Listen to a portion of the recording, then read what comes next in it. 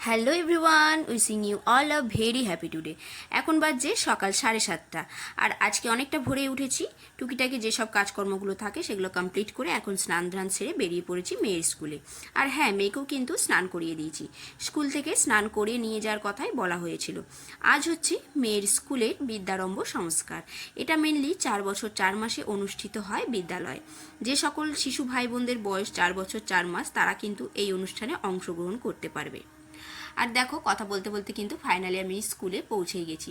আর হ্যাঁ, আজকে স্কুলের গাড়ি আসেনি, কারণ 7:30টায় টাইম দেওয়া ছিল, তার মধ্যে স্কুলে ইন করতে হবে। তার জন্য কে কখন কি সময় বেরোবে সেটা তো ড্রাইভার কাকু বুঝতে পারবে না। তার জন্য বলেছিল তোমরা যে যার নিজস্ব যানবাহনে স্কুলে চলে যাবে। তো আমি সোজা টোটো ধরে কিন্তু স্কুলে পৌঁছে গেছি। আর এখন দেখো, লাইনে দিদিভাইরা দাঁড়াতে বলেছে। একটা থালা, তাতে কিছুটা ফুল ও কাঁসর ঘণ্টা নিয়ে দাঁড়াতে বলেছে।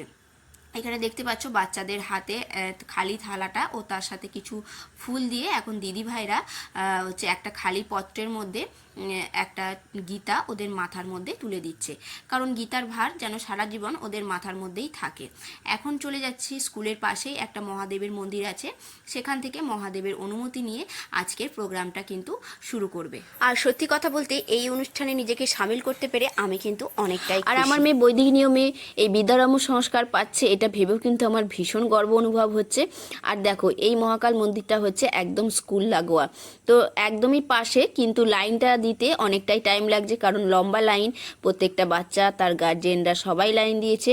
আর তারপরে মহাদেবের মন্দিরে মহাদেবের অনুমতি আশীর্বাদ নিয়ে কিন্তু আমরা পুনরায় বিদ্যালয়ে প্রবেশ করে গেছি। তো এখানেও দাদা ভাই ও দিদি ভাইরা আমাদের লাইন দিতে বলেছে। এখানেও কিছু প্রসেস আছে, সেটা কমপ্লিট করে ফাইনালি চলে যাব কিন্তু যজ্ঞকুণ্ডের সামনে।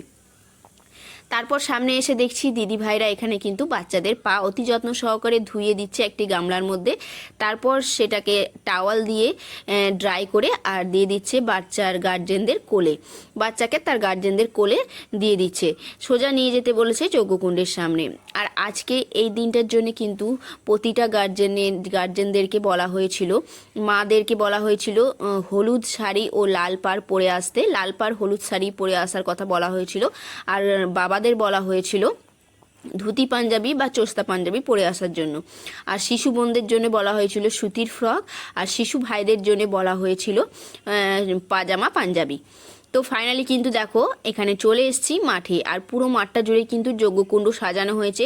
কতগুলো যজ্ঞকুণ্ড সাজানো হয়েছে এটা কিন্তু আমি কাউন্ট করিনি, কিন্তু অনেকগুলোই, প্রায় তোমরা দেখে তো বুঝতেই পারছো, অনেকগুলো যজ্ঞকুণ্ড সাজানো হয়েছে।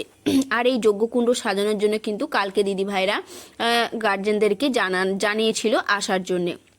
তো এটা অত্যাবশ্যক ছিল না, যে যার ইচ্ছে অনুযায়ী আসতে বলা হয়েছিল। তো কালকে আমরা কিছু গার্জেনরা এসেছিলাম, সবাই আসেনি, প্রত্যেকেই আসেনি, কিছু কিছু এসেছিলাম। তো সবাই মিলে দাদাভাই দিদিভাইদের হাতে হাতে কাজ করে দিয়েছি। তো বেশ কাল মজা হয়েছিল। আজকে দেখো সেই ফাইনাল দিনটি এসেই গেছে। আর সত্যি কথা বলতে একটা বড় কাজের আগে কিন্তু অনেক ছোট টুকরো টুকরো কাজ থেকে থাকে। তো এখন দেখো বাটির মধ্যে দিদিভাইরা ঘি দিয়ে দিচ্ছে, আর এই বাটিগুলো বাড়ি থেকে নিয়ে আসতে বলেছিল। কাঁসার দুটো বাটি, একটা থালা, কোষা, কুশি, ঘণ্টা, পঞ্চপ্রদীপ, কাঁসর, শাক, ফুল ও ফল বাড়ি থেকে নিয়ে আসতে বলেছিল।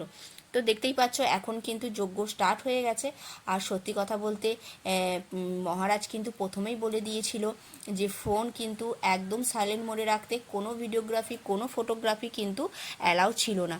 কিন্তু আমি তোমাদের সাথে এই সুন্দর মুহূর্তটা শেয়ার করব বলে আমি কিন্তু কাজের ফাঁকে ফাঁকে কিন্তু টুকটাক ভিডিও ক্লিপ নিয়ে রেখেছিলাম, শুধুমাত্র তোমাদের সাথে শেয়ার করব বলে। তো এরকম একটা সুন্দর জিনিস তোমাদের সাথে শেয়ার না করতে পারলে আমার মনটা কিন্তু ভীষণ দুঃখিত হবে, যার জন্য কিন্তু তোমাদের জন্য আমি এই ভিডিওটা কিন্তু ক্লিক নিয়ে রেখেছিলাম। তো এখন দেখো, যেই খালি পত্রটা দিয়েছিল দিদিভাইরা মাথায় করে নিয়ে গেছিলো, ওই পত্রটাতেই কিন্তু এখন ওদের হাতে খড়ি হবে। তো মহারাজ বলে দিয়েছিল বাচ্চাকে তার মায়েদের বাহু ডোরে ভালো করে নিয়ে এখন সুন্দর করে কিন্তু ওদের হাতে খড়ি হবে। আর বৈদিক মতে কিন্তু হাতে খড়িতে প্রথম ওংই লেখে। তো এখন দেখো সুন্দর করে ওং লিখিয়ে দিচ্ছি আমি আমার মেয়েকে। আর যত সুন্দর ওং তুমি লিখতে পারবে তত সুন্দর কিন্তু হাতের লেখা তোমার ভবিষ্যতে হবে। আর হচ্ছে এই আলতাটা স্কুল থেকেই দিয়ে দেওয়া হয়েছিল, এক একটা যজ্ঞকুণ্ডে এক একটা বাটি দিয়ে দেওয়া হয়েছিল, সেখানে আলতাও ঢেলে দিয়েছিল।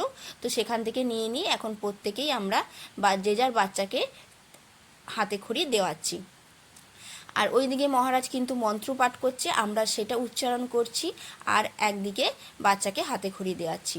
আর সত্যি কথা বলতে এরকম অভিজ্ঞতা কিন্তু প্রথম, ভীষণই ভালো লাগছে, ভীষণই ভালো লাগছে। বিদ্যারম্ভ সংস্কারের শেষ পর্যায়ে কিন্তু আমরা চলে এসেছি, প্রায় কমপ্লিট হয়ে গেছে। আর কিছুক্ষণের মধ্যেই কিন্তু আমাদের এই পূজা অর্চনা কিন্তু শেষ হয়ে যাবে। সারদা শিশু মন্দিরের 3টে উদ্দেশ্য: শিক্ষা, সংস্কার ও সেবা। আজকালকার যুগে আমরা তো শিক্ষার পিছনে ছুটে বেড়াই, কিন্তু সংস্কার ও সেবার কথা কিন্তু ভুলেই যাই। আর এই সময় এসে আমার বাচ্চা যে এই শিক্ষা, সংস্কার ও সেবায় 3টে জিনিস শিখছে, এটা কিন্তু ভেবে আমার বেশ ভালো লাগছে। আমি চাইবো না আমার মেয়ে বড় হয়ে ডাক্তার, ইঞ্জিনিয়ার, প্রফেসর, নার্স ইত্যাদি হোক। আমি চাইবো আমার মেয়ে বড় হয়ে মানুষের মতো মানুষ হোক।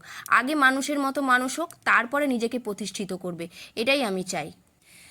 আর এখন দেখো পুজোর কিন্তু একদম শেষ পর্যায়ে চলে এসেছি। এখন হচ্ছে আরতি, এরপরে ভারত মাতার চরণে, মা সরস্বতীর চরণে কিন্তু পুষ্প নিবেদন করে আজকের প্রসেসটা পুরো কমপ্লিট হবে। আর স্কুল কর্তৃপক্ষ থেকে কিছু বাচ্চাদের জন্য টিফিনের ব্যবস্থা করেছে, ব্যাস সেটা নিয়েই কিন্তু এখন চলে যাব বাড়ি। আর তোমাদের পুরো ভিডিওটা কেমন লেগেছে অবশ্যই জানিও, জানাতে কিন্তু একদম মিস করবে না। পরের ভিডিওতে আবার দেখা হচ্ছে, এখনের জন্যে টাটা।